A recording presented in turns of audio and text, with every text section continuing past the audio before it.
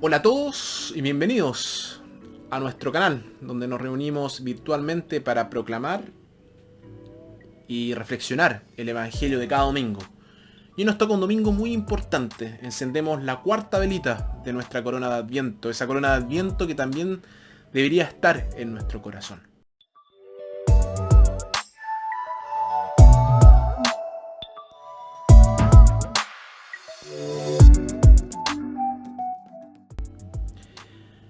Nuestra primera lectura tomada de Miqueas. El profeta Miqueas anuncia a los asediados habitantes de Jerusalén que vendrá un gobernante de Belén que les traerá la paz. Nuestra segunda lectura, tomada de Hebreos. Jesús vino no para ofrecer los sacrificios de la antigua ley, sino para hacer la voluntad de Dios. Su único sacrificio perfecto reemplazó a todos los sacrificios anteriores. Y nuestro evangelio, tomado de Lucas.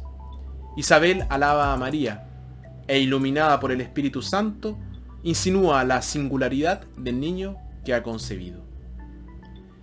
Evangelio de nuestro Señor Jesucristo según San Lucas. Por entonces María tomó su decisión y se fue, sin más demora, a una ciudad ubicada en los cerros de Judá. Entró en la casa de Zacarías y saludó a Isabel. Al oír Isabel su saludo, el niño dio saltos en su vientre. Isabel se llenó del Espíritu Santo y exclamó en alta voz: Bendita tú eres entre las mujeres y bendito es el fruto de tu vientre. ¿Cómo he merecido yo que venga a mí la madre de mi Señor? Apenas llegó tu saludo a mis oídos, el niño saltó de alegría en mis entrañas. Dichosa tú por haber creído que se cumplirían las promesas del Señor. Palabra del Señor.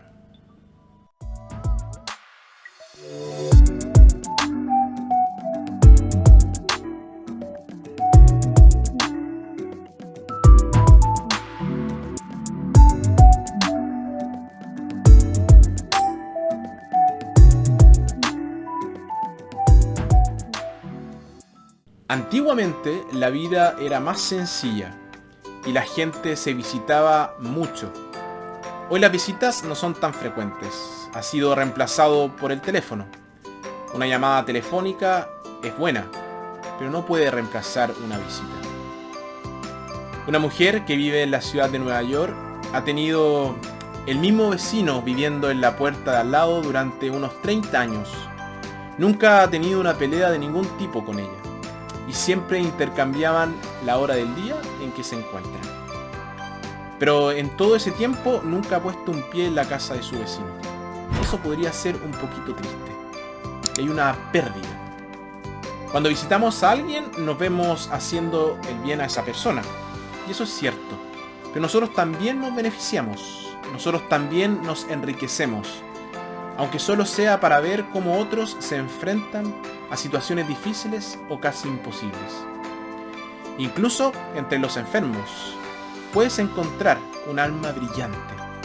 Puede que hayas venido a dar solo para descubrir que estás recibiendo. Te vas animado.